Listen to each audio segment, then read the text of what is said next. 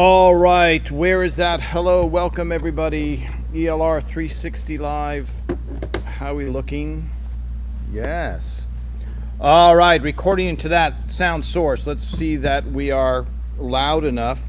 This mic really needs a lot of juice, as they say. So let's see if I'm too quiet. Let's see that. And then I do this, and then I do this. Welcome, everybody. Loves Raymond 360 Live Labor Day weekend. This is the end of summer. Do you guys go back to school in the UK? So wait, in Australia it's winter, right? Are you coming out of winter, going into spring? I think I am correct. All right, I posted a lot of pictures of the Hollywood Square. So I do want to talk about the Hollywood Squares a little bit. Hi, everybody. Hi, Mona. Let's see, can I bring that up? Oh, I see this. I'm looking at so many different screens. Okay.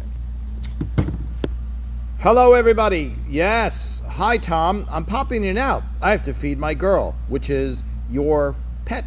Having some issues. Oh, yes. Okay. All right. Well, Mona, I wish you best. I'm sorry that you can't be with us live the whole time. Okay, let me do this. I don't know why I'm looking at this screen. I don't know if that will end it, because I want to get Instagram. Let me pull Instagram over here. And then I do this, and I should be now live on Instagram. Okay, and I get rid of that screen. Now we are all caught up. There we go. Hello. Hi, Marla from Great Falls is MT, Montana, right? I think so. Hi, Paula. Hello from Scotland. Oh, Scotland, yes.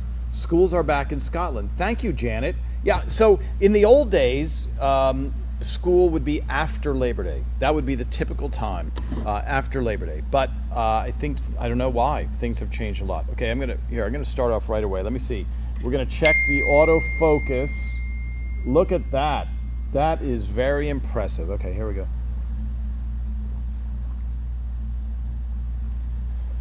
Our Nemo's Pizzeria mug. Okay, so you see me, I'm looking at another screen over here, a little bit to the side. So that's what I'm looking at. Yes, hello, Paula. Scotland, yes, sounding good. Hi, Linda. Hello, Plymouth, England, sorry. Next week, Karen, in the United Kingdom, next week, okay. That's the normal thing. I think in Los Angeles, I think kids started 2 weeks ago, which feels like a ripoff for the children, that they lost half of their summer. Okay, let's see here. Maybe, sorry again, I'm looking a little to the side so I can see.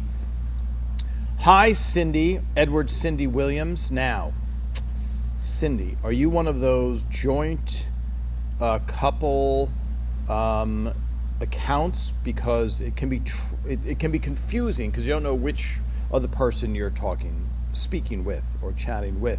Hollywood Squares, yes, looking forward to hearing about Hollywood Squares. I realize there's hello Deb from Phillipsburg, adjacent to Buttsville. Nemo's Anne-Marie D'Alfonso de Milo. Nemo's, just watched the episode where Nemo was dressed as Carmen Miranda. Yeah. What was that episode? So I remember the episode. I remember that because Tina Arning was dressed as a nun, and I think Susan Varon was dressed as the devil. But what was that episode? You guys are going to have to, I love this. You guys are going to have to highlight the episode. Okay. Hello, Toronto. Hi, Lynn. That feels like a French name. Would you say it Ravenet? Maybe you would. Aloha, Bob from Hawaii. Okay, let me crash over to, let's do this, and let me look here. If I pull this screen, I just don't want to edge into frame. Yeah, see that now. just on the edge of frame, so I'm not looking so far off camera. Okay, here we go. Looking for comments, a bunch of hearts. Yeah, I just don't like to miss any of the comments on Instagram. Okay, so Hollywood Squares. Let's talk a little bit about Hollywood Squares. I have a lot of photos from Hollywood Squares that I will share for you, but the game show Hollywood Squares was May of 1999, which would be the end of season 3 of Raymond. So Ray's book was released, season 3. When, in my memory, I remember where we were, what studio we were, and what production office we were in at the time. So the first year we were at Hollywood Center Studios, which is where it's now called Sunset Las Palmas, but it's where I Love Lucy was for the first 2 seasons of I Love Lucy, and really the creation of the sitcom as we know it was Hollywood Center Studios. Back then I think it was called General Services Studios, but they had never done a show with 4 cameras that were rolling on a smooth floor. So there were a lot of things that I've talked about a little bit, and one day I'll dedicate an entire episode, an entire talk to what happened on that stage to make it happen, because we kind of take it for granted. You as the audience member don't really know anything. So okay, let me just see this. Let me see this. Let's see. Okay. Oh, that announcement too. Yeah, I can't forget that. So in my memory, I'm like, okay, season 1, we were at Hollywood Center Studios. Season 2, we moved to Warner Brothers, but we were in temporary production offices in mobile homes type of thing. And Ray didn't have a dressing room on set. He had a trailer off the stage. Season 3, we moved to the old Chuck Jones, who did Looney Tunes. He did the Looney Tunes cartoons with a guy named Bugs Bunny, etc. We moved into their offices season 3. So Raymond, that's where he wrote with Mike Royce, Everything in a Kite. And on Hollywood Squares, if I remember correctly, he is plugging his new book. Okay, so someone wrote, maybe Peter Boyle wasn't around. Peter Boyle, you know, he was a big-time movie actor, so I know he did maybe Sleepless in Seattle. Maybe somebody can look that up. May of 1999 is when they did Hollywood Squares. Now, here's a little secret that you may not realize. You heard it here first. I'm going to take another sip. This is delicious. Oh yes. This is an iced refreshment because, hold on. Siri, what's the temperature in Hollywood, California? 90 degrees. So where I am, a little bit north, is probably 94 degrees. Very hot here. Okay, so Hollywood Squares. Here's how they shoot it. First of all, they filmed it, I believe, at Television City. Television City still exists. It was the home turf of CBS. When I guest hosted the Late Late Show after Letterman, that's where the studio was. It was the CEO of, or the president of CBS. All the brass were at CBS.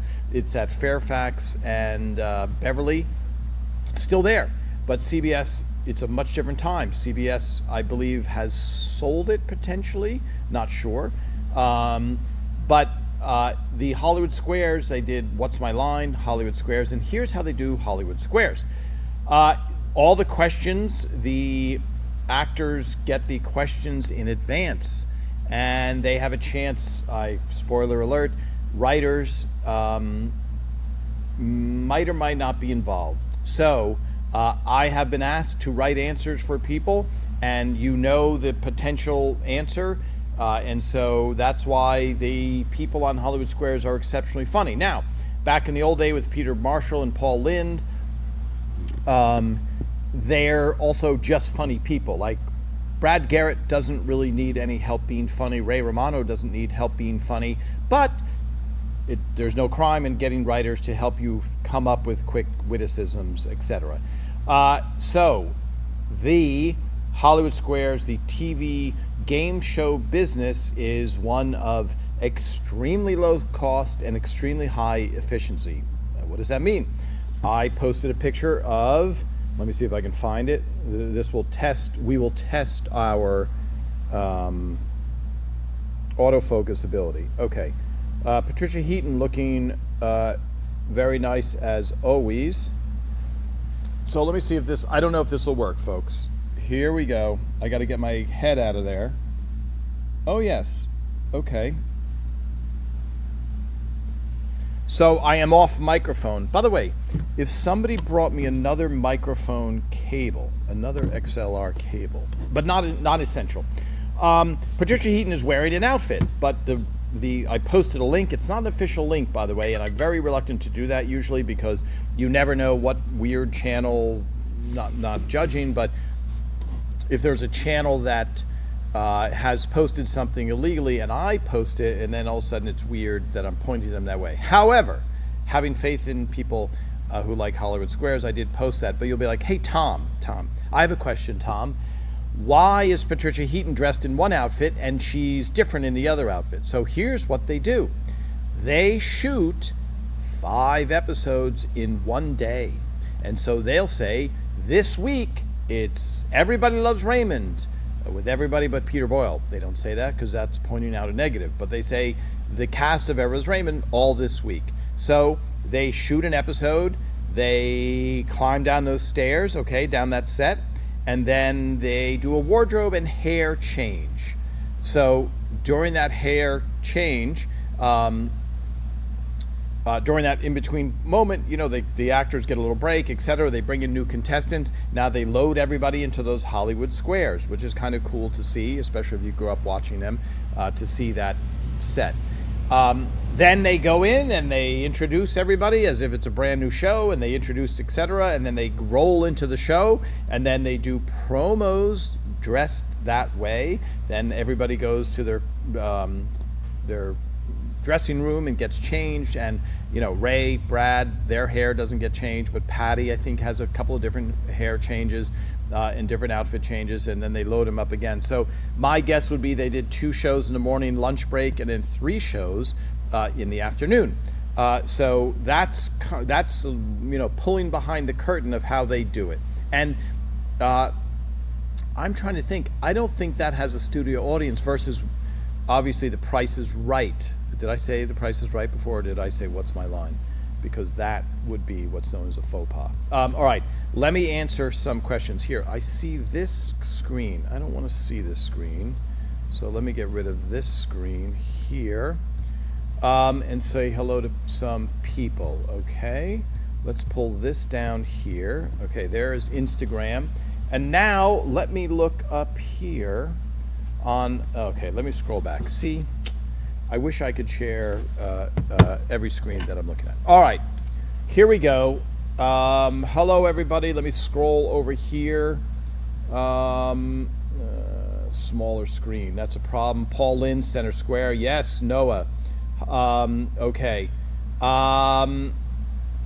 Yes. Okay, let me scroll down here. Sorry, when I say yes, that means I've already read it. South Philly. Hi, Melissa in South Philly. Hi, Annabelle. Annabelle, did you notice this? Okay, Annabelle, this is when I get excited here. This is the picture I posted for everybody. And that is, sorry, my microphone. I have to pull my microphone so you can hear me. That's me in the audience for the final episode, and that is Annabelle right there behind the guy with blonde hair looking directly at whoever's taking that photo of me, and then that is my assistant up there taking another picture of down below. That, and there's, let me see who else. I can identify a couple of other people, but there's Annabelle, who just said hello, who is probably the only person who's watching who was at the finale, which was a story in itself. Not Annabelle being there, but the actual, all the goings-ons with the finale. Okay. Donnell, the Halloween episode, though, was that Halloween candy from season 2? Is that what that was? the episode where what's his name? Nemo is dressed as Carmen Miranda. And by the way, that is a dated reference. That is a very dated reference, but eventually. Okay, let me bring up some of these questions here. And again, my screen's a little bit over, so that's what I'm looking. Hello from Toronto. Yes, Bob. Termite Terrace? What does Termite Terrace mean? Hello, everybody. I don't know.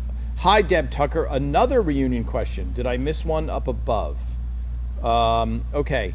Did the cast or Phil ever imagine that the show would become such an enduring classic? What do you think is the main reason the show still connects with / audience today? I would say excellent. Excellent question. I think Phil had an inkling because Phil didn't let us use any current references really. So I forget who was president during the show and writing the show. A couple presidents in there. Zero current events. Phil said no current events, no current references, no anything. At that point, he said, I'm making the show for Nick at Night. Nick at Night was the place where you went for reruns. This was, of course, before Netflix, before Hulu. I can keep listing them. It was before you could only go for reruns in certain places. You certainly couldn't find the show on demand. The DVD wasn't out, etc. So I think after, the show did very poorly in the beginning, as you know, ratings-wise, for those of you that have watched me for a while. But there was a feeling that this would be timeless. And then once the show started winning a lot of Emmys, it felt like, oh, okay, this will do that. And I think, there was a show called Murphy Brown that maybe some of you guys have seen it. That show was used a lot of references and a lot of current events. Very funny show. And Candice Bergen, I think, was just, she won so many Emmys. I think she took herself out of the running, which is quite a noble, non-Hollywood, normal Hollywood thing to do. So there you go. Let me see. Season 3, Episode 6, Halloween Candy. Okay, it was Halloween Candy. Thank you. ELR, another reunion. What are the fondest memories of late Doris Roberts? Can you and Annika share unique stories and personalities? Yes, for the TV. Okay, what Deb is talking about is there is still the plan for a TV reunion special that would be filmed probably in Los Angeles. There's no concrete, there's a lot of concrete discussion, even way past discussion, like green light, we're going to do it, and then all of a sudden not so fast, and then green light again, and then not so fast, etc. It's very typical Hollywood story where they're trying to work out legal problems with clip rights, etc. So on that show, yes, when it happens, there will be reminiscing about Peter and Doris. I mean, it would be conspicuous in its absence. Okay. Let me scroll down here. Go ahead. Scrolling down. Sorry, everybody. This is called vamping. Karen Edwards, your live looks complicated. How many screens are you looking at? I'm just curious. You are good at multitasking. So here, right, so I'm looking directly at a camera. Then I have my computer, which is running it. Then I have a screen so I can see Facebook and Instagram comments, and I don't know about YouTube, a woefully neglected thing. Then I have my trusty phone up. And I'm in a very big studio space today. Okay, Linda. Hubby and I wanted to go out to dinner last night after casino win. Okay, a big casino. We opted for Barone food and went Italian. Bruschetta, caprese, risotto, bracciole. Linda, where did you have bracciole? Because that's not a very common type of thing. Congratulations on your winning. Are we talking, what type of winnings are we talking about? Are we talking about you go into work and tell everybody they can kiss your rear end and you'll never see them again and how dare they treat you? Or is it, okay, we'll get an extra appetizer? Because casino wins can vary a lot. Okay. And I didn't mean to imply that you don't like the people you work with. I also didn't mean to imply that you're forced to work like the rest of us. Okay. Yes. Hi, Henry. So hope this doesn't ruin the magic of the game shows, but with Hollywood Squares somewhat scripted, some of the answers seem too hilarious. Yes. Sorry, you may have posted that before when I answered. So yes, the answer is yes. And I don't know why this is. I don't know why this is with the TV show. I don't know why it is with customers who watch the show. Let's call them customers, viewers. And this, I want to clear up this. A lot of people are like, I hate to see behind the scenes because it's going to ruin it for me. I was behind the scenes every single episode for 9 years. When I watch the show, I'm completely lost in the show. Like, even if it's a line that I wrote, I just am lost in the characters. The actors are so good that it doesn't ruin the illusion. Like, I don't sit there and go, oh, I was standing 4 feet away when that was filmed at all. And I know it applies to Ray and I'm sure Phil, that you get lost in their great performances. Just like I think a great musician, when they're playing a song, you don't go, oh, I bet you they've performed this 600 more times. That's part of being art. So with the game show, yeah, there's a lot of writing. Yeah, people aren't that funny off the cuff, but then there's some ad-libbing, etc. So okay, here we go. Termite Terrace was the name of the Warner Brothers animation office where the Looney Tunes were made.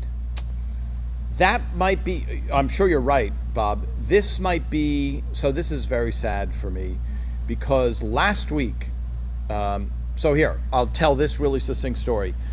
First season of Everett Raymond, we're at Hollywood Center Studios. We have a production office. Second week, we're in mobile homes across the street, like mobile offices across the street from where they built the sets. We were kind of the bastard stepchild of Warner Brothers, as opposed to Friends. Warner Brothers owned Friends. And so the red carpet went out for Friends. CBS rented space, a soundstage. That's why when you guys go on the tour and you're like, wow, they didn't really mention Everett Raymond. And in the gift shop, there was 5,862 Friends items and not one sign of Everett Raymond. It's because we weren't a Warner Brothers show. Season 3, now looks like we're going to be a hit. Now they're going to commit to real production space. So we all get into cart, me, Tucker Cawley, Jeremy, Phil, and we drive to the other side of the studio. We're like, oh, wow, a real building with plumbing and stuff like that. But in front of the office is a rabbit's hole, and it says Bugs Bunny on a mailbox. And then there is a giant Roadrunner. So there's Bugs Bunny's mailbox and a hole. This is all Hollywood stuff, whatever they made it out of. But there's a rabbit hole, Bugs Bunny mailbox, and then the Roadrunner inside. And we walk through, and there's Chuck Jones, like a drawing board, which ended up becoming Phil's office. And it was like, show business royalty. So we moved in there, and we were there till the end of the series. And then, we moved out, and other productions moved in there. And I think I was there not that long ago when I would give a tour to Warner Brothers. I'd walk up to the thing, and like, there's our lunchroom, and and I'll take you guys through it. It means nothing. I don't mean it means nothing. It doesn't evoke memories for you guys because you're never saw our production office. But for us, that was our daily job. Last week, I drove by Warner Brothers, and the building has been torn down. It is gone. They tried to save it. Like, there was a few articles. Not bizarrely, but there was zero mention of Everybody Loves Raymond being there, but there was a mention of, hey, this is Chuck Jones from the Looney Tunes. We should preserve this space. And Warner Brothers says, that's phenomenal. We love your emotions, and the wrecking ball is right behind us. And sure enough, the very space where all your favorite episodes, the baggage episode, the lucky suit episode, a bunch of all the good episodes is no more. Which is kind of very sad. And I was like, okay, well, the writer's room from the first season is at Hollywood Center Studios, and that building has not changed since 1935. They tore that down as well this year. So the two writing offices of Everett Raymond are no longer. The writer's room is no more. And then the mobile homes, those are gone also. That is now replaced by a permanent building. So every single trace, if there was going to be a lawsuit of the people of America versus the writers of Raymond, they would not be able to go to the scene of the crime. Okay, let's catch up on a few more of these. Let me have another drink. Now from our favorite quotes mug, let's see how does our, you got to get rid of my head. You'd have to be a cook to understand. And then she ate it. Yes, all good ones. Oh, yes. Okay. All right, Trish, where are you? All right. Cousin Trish is in Dickinson, North Dakota with her big fork and spoon magnet still surviving, I assume. Okay, let's bring these up. Just saw the exhibit at the Paley Center in New York City. It was incredible and so moving.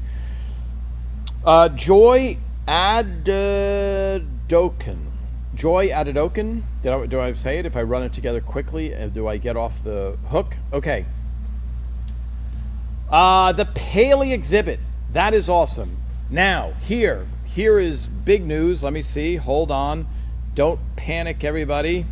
Let's see how our focusing is. The Paley Center today announced, I believe, or yesterday, this. I just love checking the focus. Final weeks closes now September 14th, everybody. September 14th.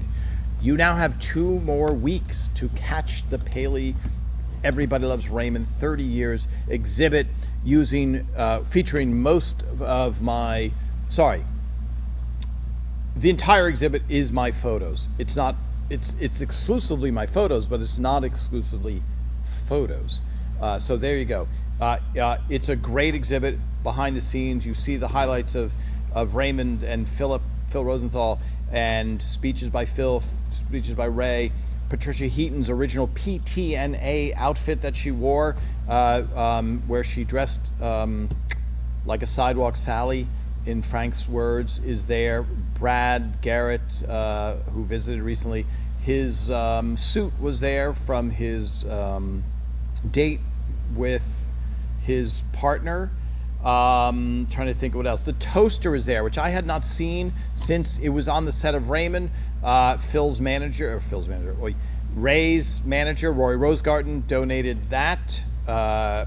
He donated the canister. Traffic cop Timmy, etc. Oh, that's the sound of an airplane. Don't know if you can hear that. All right, let's keep going. I'm loving this. Today's visit. What was the biggest adjustment after the series finale in 2005? I don't know what that means, Deb. What was the biggest adjustment for? There's a lot under that question. It's a good question, but specificity is a lot. Yes, that's great. I used to love Murphy Brown. Hi, Anne Marie. I don't know where you are in the country, but hello. Yes, okay, we got that. Now I'm caught up. Well, yes, who did 5 a.m.? Yes, that's absolutely right. Your anniversary shows were amazing. Yes, really hope that happens. Nice haircut, Tom. Thank you, Kathleen. I appreciate every haircut compliment. Roma Italian. Okay, Linda, see, this is the important stuff. Where did Linda Lawrence Casey go to get bracciole? Which I know when that originally aired, a lot of people were like, how do you even spell it to look it up? I can't even spell that to look it up. I have some Sicilian relatives, so I knew, and in Sicily, it's very provincial, meaning there's a lot of argument about how it should be made with pork or beef or the size of it, etc. Roma Italian restaurant in Sul Tempo in Dover. What is that? Oh, that's part of the restaurant. So I don't bet enough money to win much money, but about $500 a head. Linda, that is bragging rights. $500 is a huge, huge thing. Okay, Graham Whittle, now, Graham, I'm not even going to look at your comment. I just brought it up with full confidence that you were going to write an intelligent question. As someone from England, I've always been struck by how Everybody Loves Raymond captures the nuances of American life, especially, of course, the dynamic between Ray and his parents. Did you ever consider how those relationships might translate to a British audience? where family interactions and humor can be reserved or understated? And if so, were the moments you deliberately shaped the writing to be universally relatable? Graham, what an eloquent question and slash comment. Where were you when we needed more writers? So the short answer is it was really writing specifically for the characters in the moment that serviced the story. So one thing that took me a while to get used to was when Ray and I were first, obviously Ray is the star of the show, but Ray and I would brainstorm on jokes. And one thing that Phil Rosenthal was very clear on is, listen, you guys are funny, that's great and all, but it has to be within character. Like, you can't go, and it's very tempting to write stuff, and you guys have all seen shows where every single character can tell the same joke. And you're like, it's like a joke factory, we call it. A joke factory where it's just like a Gatling gun of jokes. It's hard to relate to people that you can't relate to, meaning Marie's character would never say certain things that Frank would say, etc. Like, it would just, and every once in a while early on, Phil would write on my script, doesn't sound like Frank. And it takes a while to get those characters in your head. And what I realized is Phil and Ray and I were just thinking, well, that's a funny line that we've just thought of in season 1. And Phil was thinking more appropriately story-wise and servicing the characters. So getting back to relating to the UK audience, I would say, and I've heard this once, that's a British guy would rather be called bad in bed than not funny. So we know the wry, dry sense of humor, and just going back big picture, like Monty Python was such a groundbreaking show and such dry, such brilliant humor that we kind of know, okay, you don't have to, we know the UK audience will like this. We're not thinking that at the beginning of the show in any way. The show's just trying to stay on the air. So there wasn't that, it also sounds a little pompous to be like, let's make sure we can relate this to the UK audience. But I think the UK audience, I've always gotten along well when I visit the UK. There's a great self-deprecating humor, and I think the biggest shock when I spent time with my friend Simon Ford, who started the delicious Ford's Gin, which I have not had any in quite a few days. The informality of Americans, who you just meet somebody like, hey, you got any brothers and sisters, or what's your, and Simon was like, we are so much more reserved. He's like, I've been friends with guys for 10 years. I don't even know if they have any siblings. And so that's an interesting difference in our cultures. So, Graham, a long-winded way of saying we didn't think of an international audience per se. We are thrilled about it, and I will add that the show is one of the most universally adapted shows for the different countries. And ironically, they tried to do Everest Raymond with a British cast, and I want to say, is it Lee Frank? So I met him. I met the guy in the UK at Rules Restaurant. Okay, is there a restaurant called Rules in the UK, the oldest restaurant in the United Kingdom, in London? He was there because Phil was shooting a pilot for this food show, which eventually became Somebody Feed Phil. And they wrote and shot a pilot for the UK audience using our scripts.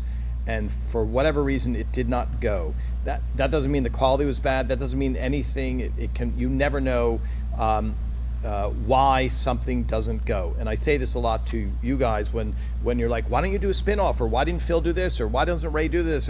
It's very, very, very, very hard. Even with this reunion, okay, we're talking about a TV reunion where the original cast gets together and just reminisces. Kind of like what I'm doing, only with a budget and with all of the stars at one time. That you would think, well, I think a lot of people will watch that. It probably doesn't cost a lot of money. That was something that I would say Phil Rosenthal tried to do it 5 years ago, and it went away. And then I kind of picked up the mantle in last year and was like, hey, I think this, and that started the ball rolling, and still it's on the fence for various reasons. So for you from the outside who's like, we love the show, we love to see them, what's the big holdup? And you never know in show business why something doesn't go, like the British version. Okay, Graham, see what you started? A long, here, I was in the UK at the Fringe Festival, and a guy that I knew who worked for Beefeater Gin, is it Beefeater Gin? He was there, and he was doing something, and it was the reading of a book, and I was like, wow, this is so not American, is that all these people are listening to this guy who's a brand ambassador for Beefeater Gin, reading passages from a book and different books, etc. Very sophisticated, and I'm sure it happens here, so people don't get mad at me. Donnell, yes, instantly. If it helps you remember, Ray meets Robert and Andy at Emo's. He tells them he is getting a vasectomy because his and Deborah's argument over getting the things. Yes. So I remember the things because that's a Steve Scrovan show, and he wanted to do that in season 1, and CBS said, no, you're not doing a thing of a guy giving out condoms to children in season 1. But season 3 feels like, I think we can do it now because we're kind of a hit. So yeah, I remember that whole portion. I didn't remember the front half. I so appreciate that, Donnell. Let's see. Do you have any Bugs Bunny Roadrunner pictures? I love Looney Tunes stuff. Paula. So I have pictures. They're APS-C. That's the little camera that Raymond gave me. I showed it last week, I think, an envelope. Of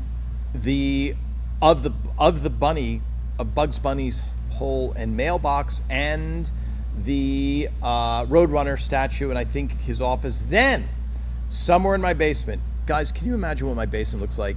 210 of these from every single episode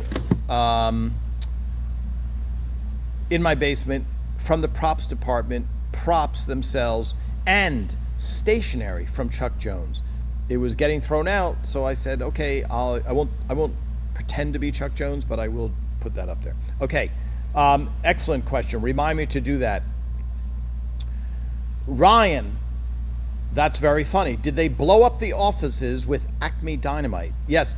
Now, Ryan, I wish they had done a ceremony or something. I went to, I'll find a picture of me standing in front of it not long ago where the air conditioning is hanging out. It's getting on its way to being demolished. That would have been a very funny thing, Ryan, but I don't know that the corporate people that are trying to maximize square footage are going to be doing that. Yes, Trish, very sad. Tom, you said my last name correctly, or right, yes. Oh well. Fork and Spoon still hanging in there, great. I think there's a live auction movie with the Coyote Fine lawsuit against the Acme Corporation, yes. All funny stuff. Watching Fondue Date Night, yes, with Amy. Let's see this. Sorry, let me catch up on these comments. Sorry, everybody. I cannot believe how many comments. Let me see this. Don't worry, I'll get it. So, Deb, I was correct from last week. That's my birthday. I'll be 66 in 10 months. I'll be signing up for Social Security on September 14th. You're getting ahead of yourself. Enjoy your youth, Deb. Why rush that? So they decided a few days ago, though, they called us and said, is it okay if we keep it another week? So their plan was 100% September 7th because we have to be responsible for removing everything. So we had a crew coming in September 8th. So it was a last minute decision, which I'm really happy about. Okay, scrolling down now here. Are there plans to move the exhibit to Jamestown? I think eventually there's a very good chance that it's going to move to Long Island. I will get more when I know something official about Long Island. Before the review, hi Annabelle. Last week you mentioned possibly doing an event at the Paley before the exhibit closes. Any new info on that? Could be neat if you did an ELR live from there. Yeah. So yes, Annabelle, there is. Thank you for asking, because I sounded annoyed when I just said that, but I'm not annoyed.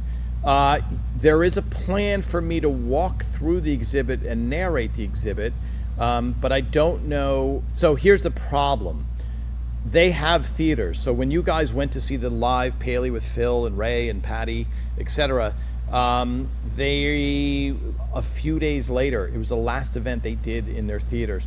All of their theaters are being renovated. So I don't know that they have the capacity to do a live event other than in the exhibit themselves, but there's in the exhibit itself, but there's no place to sit. So they might have a small, I have to find out. They have a couple theaters. They have like the 200 seat theater and then like an 80 seat theater. I'll keep you posted. I will let you guys know completely. Yes, hi Linda. I recently saw a beautiful picture of Madeline Sullivan's at some sort of function for Sawyer's Loft. How are they doing? I have not talked to them in a while. Maddie might, I think Maddie has texted. I can't remember the last time we talked. That's a great question, though. I hope to see them if they do the reunion. Hi, Ellen. Thanks for coming on. Sorry to miss you as I am at a wedding in Raymond's neck of the woods. Is Raymond's neck of the woods Queens? Is it Merrick? Is it Lynbrook? Is it, you know, we there's a lot of different places. What was the biggest adjustment for the cast after the series? I guess not getting a paycheck. That would be the biggest adjustment. I know I'm sounding funny, or maybe not sounding funny, trying to be snarky or whatever, but you know, everybody was unemployed, including the cast, and there is no better job in show business than a multi-camera sitcom. You work less than 40 hours a week, you make an insane amount of money, you go to the same place every day. When you do a movie, it is brutal. It is brutal. It's just brutal. Like when you see a movie star, when you see Tom Cruise, that guy is up very often at 4:30 in the morning to go shoot scenes and sit in his trailer and then go shoot scenes, etc. So, do they have a tougher job than a coal miner? No. But is movie making much, much harder than a single camera sitcom? Yes. So the cast was all of a sudden, you know, and I think there's an interview out there with Patty and Doris and Peter all saying we did not want the show to end because they're unemployed and they've lost their paycheck and they're not going to be taking home Emmys. Lee Mack, thank you, Gil. Lee Mack. And is there restaurant rules? I think so. There has to be in there. Very funny, Ryan. Would the British version be titled "Everybody Seems to Like That Chap Raymond"? I forget what they actually did call it. Let's see this. Yes, Lee Mack. Somewhere I think I've mentioned this before. Hi, Pepe Bandicoot. Okay, so now wait a minute. That can't be a real. Are there episodes written that you look back on and think actually this could have worked? I'm going to try and interpret this. Do you mean, are there episodes that we've written and look back and think, oh, I could have tried this different thing? I'm not sure. Karen Edwards, you should do a live tour of your basement one week. The only thing about that is I don't know if it would be like, is there a show called like The Hoarder's Waiting Room or People Who Shouldn't Have This Much Stuff? Something like that. That would be the name of it. Yeah. We'll go. It could look like the Geraldo Al Capone thing. All right. Sorry, I started late. Oh, and look at the time now. We have a few more things to cover. Let me catch up on questions. Oh, let me look at something called Instagram and see if I missed any questions on Instagram, because I have not answered one question on Instagram. I absolutely love Ray Romano in The Irishman. He played such a great part. Yes. Does Ray really play the piano? Yes, Raymond does. His mother was the youngest Juilliard concert piano graduate. She had a piano in her living room. Raymond can play piano. That was really him playing in the episode. Unfortunately, which happens sometimes with people with innate talent, they don't necessarily pursue it, appreciate it, or want to do it. I'm not saying that's Raymond, but yes, that was Raymond. Yes, that was all Ray Romano. Okay, let me take care. I'm going to take, let's see, look at this autofocus. Is that not right? And then she ate it. Okay, here we go.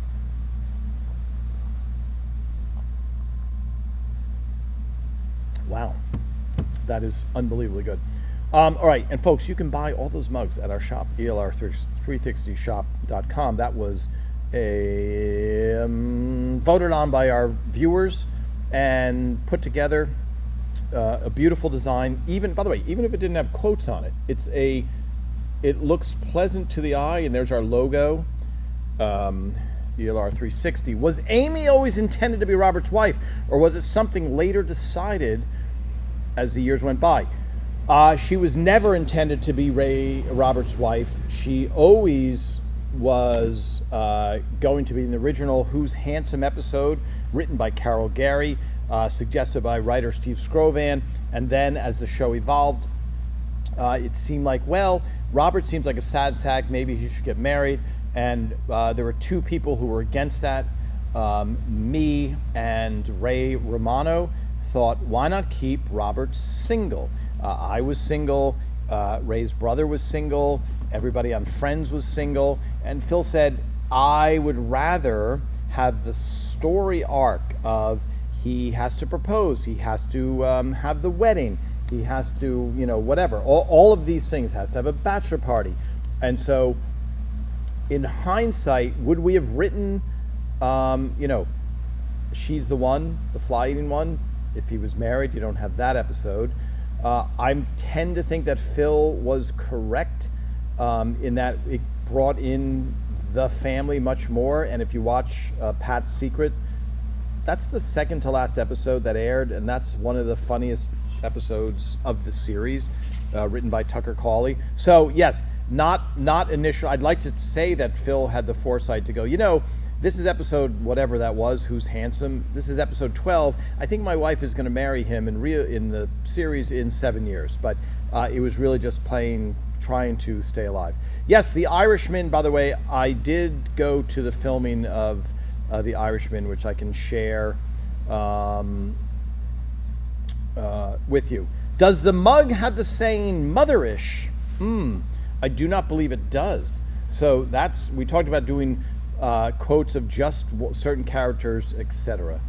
By the way, don't forget Marianne and everybody else. You get in for free. I'll post a link again. If you follow Everybody Loves Raymond 360, you just fill out this special form and you get in for free.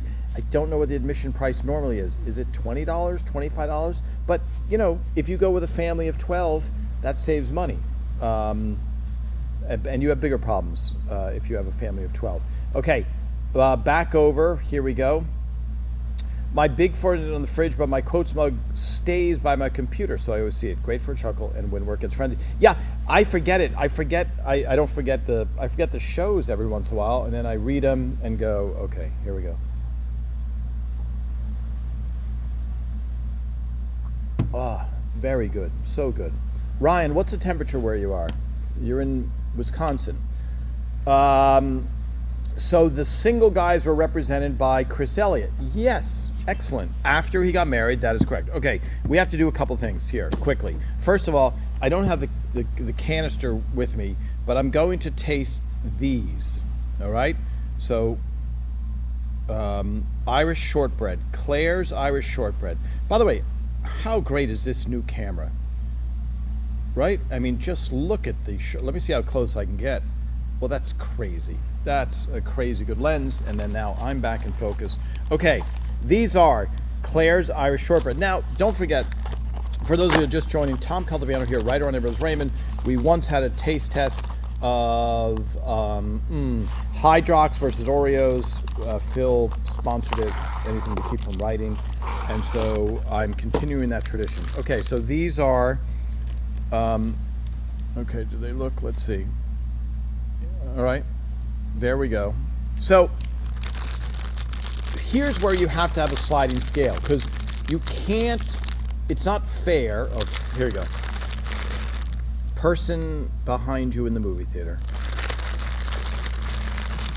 Okay, here's where you have to slide and scale, because when you break out a, one of my favorites is the Jammy Dodger, which, okay, it's, for me, I love that combination of flavors, but you can't take a Tim Tam double chocolate and compare it.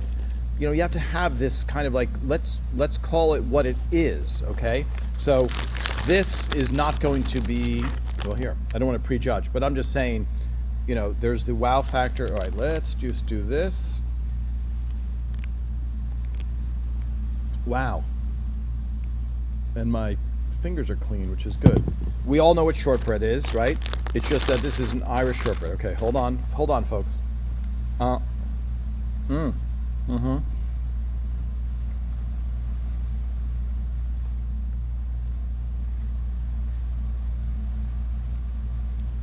They aren't kidding about the butter. You don't want to describe your date this way, but this is very butter forward. Let me see.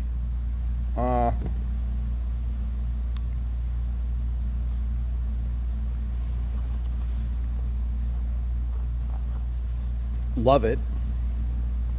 It's a very specific flavor. It's very different than Walker's to me. Like blindfolded, I might be able to. I'm going to give this a. People know that I'm tough on. I don't give out scale of 1 to 10. I don't think anything ever gotten an 8. I don't know. Okay, here I'm going to make a more civilized bite. Here we go. Tom Calderino tasting these made with Irish butter. It's very butter forward. Okay.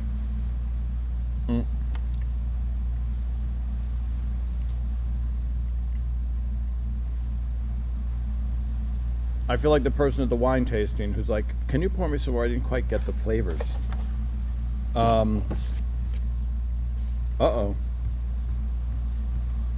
I've lost my screen here. But you guys still see me. Okay, if I go here. There we go. I'm going to give this a 7.1. 7.1. This is very good. Is this a big brand? Does anybody know this? As an American, I have never seen this brand. No clue. 7.1, is that what I said? Really tasty. Okay.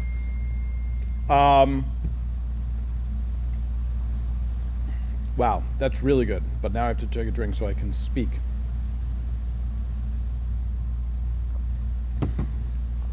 And now we're going to play my new favorite thing. See, but I need a vacuum.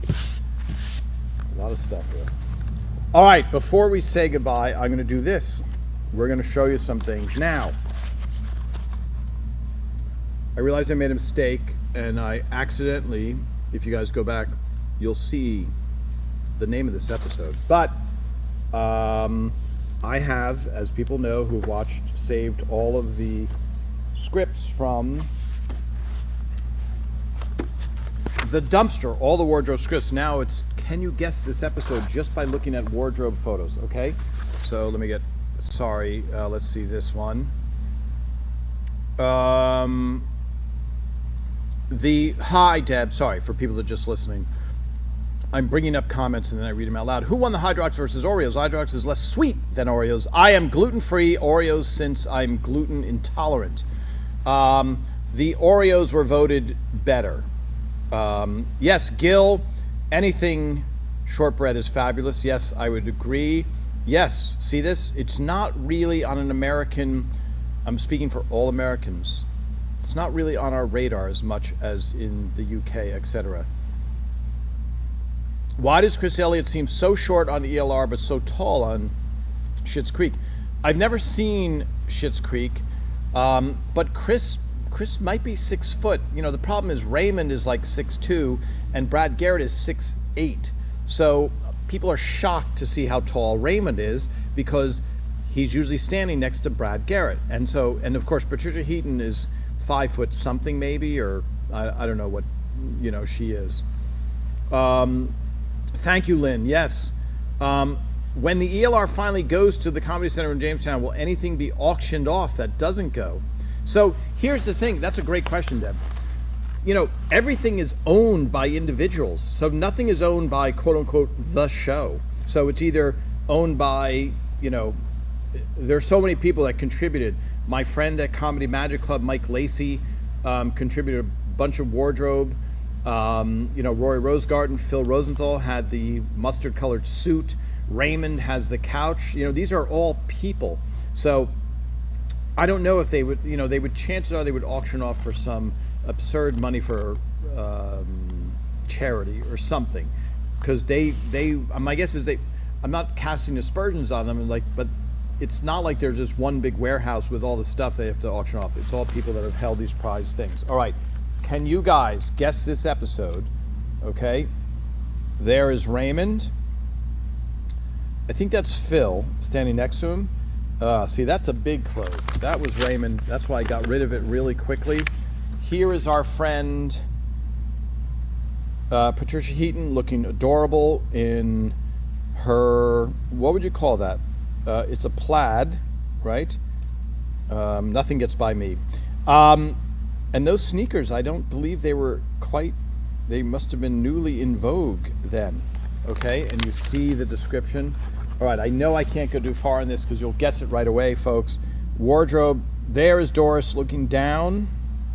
Can't tell where that is on the set. Maybe someone can.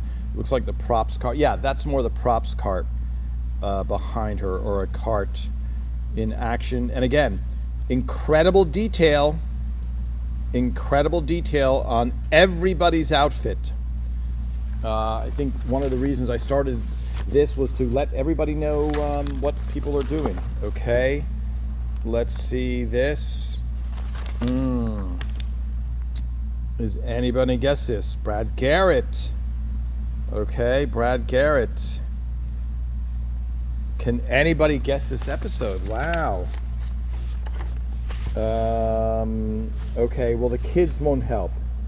I'm going to show you that. The kids won't really help. Okay, so I almost can't really show you anymore because it'll give it away. Okay, I'll show you one more. This guy, in real life, this is one of Ray's friends, a stand-up comedian from a long time ago, but I won't tell you his name because you'll be able to figure it out. There you go. Okay, yes. So there is our first guess of the Mets. You know, if we were on Jeopardy, you would not get that because not that you have to say it in the form of a question, but the Mets. Okay, Donnell, of course, Big Shots is the name of the episode, but Pepe, is that what we're going to call Pepe? Yes, I love that. Kathy Pine, I believe you got it last week. Yes, when they see the Mets. Okay, so I saw the name when they showed the script briefly earlier. Karen Edwards. I appreciate your integrity and your honesty because I did show up by accident. So there you go. That's where I had to stop because that instantly we are having trouble. And then for those of you, okay, here's our officer at the end. The guy in the beard behind him is Mike Berlin. There is our diner waitress. And then, okay, so these, I've never seen this before. So for our Mets fans, I won't take you through all of it, Big Shots you've got, but for Mets fans, there is, if you're a Mets fan, you know that's Cleon Jones, Jerry Grody, Bud Harrelson, Tommy Agee, and Ed Kranepool sitting together. I do not need a cheat sheet. I know them extremely well. Anybody who's a fan of the New York Mets will have named them just as quickly as I did. And here you go, the other end of the table, Tug McGraw, Dave Swoboda, Art Shamsky. So there you go, the New York Mets, Big Shots. Okay. No cuts guy. Yeah, that was Harry Friedman. Annabelle, yes. Hall of Fame. I like that they actually had Art Shamsky after featuring him named after dog. Yes, of course, Donnell. That is Ron Swoboda. Did I say Dave Swoboda? Annabelle? Who is... Yes, Ron Swoboda, of course. I'm trying to think of who on the Mets, on the 69 Mets, was named Dave. Okay, the Big Shots episode. There you go. Congratulations, everybody. Very hard to get shot February 16th, 1999. That is the year that they did the Hollywood Squares. So there you go. All right, final thoughts, everybody. Paley exhibit extended September 14th. Newly extended. TV special, no hard news yet. Probably going to happen. I will come on special if there's a real concrete thing. And also, there's always a chance that you film something and they don't air it. Although that's very rare, because once they've spent the money, they generally don't want to waste time on the money. If the exhibit ends September 14th, I will fill you in on the potential for it going to the Long Island Museum of Music and Entertainment in Stony Brook, and then eventually making it to Jamestown. Janet, you might have given an 8 to a cookie with a butter crunch center from maybe New Zealand. Okay, Janet, I think maybe I mentioned this to Donnell also. I think we have to create a spreadsheet, and we have to start doing this. So I have the canister, we have the things, we have to design a spinning thing that comes up and we cut it, but I have my hands full doing a lot of different things. But we can't, this is too important to leave to a guessing game. I'm gonna start the spreadsheet and everybody can help keep track of it, keep me honest, just like Annabelle, who's publicly shaming me, appropriately so. Tom, after the show ended, what project did the cast feel excited about to take on?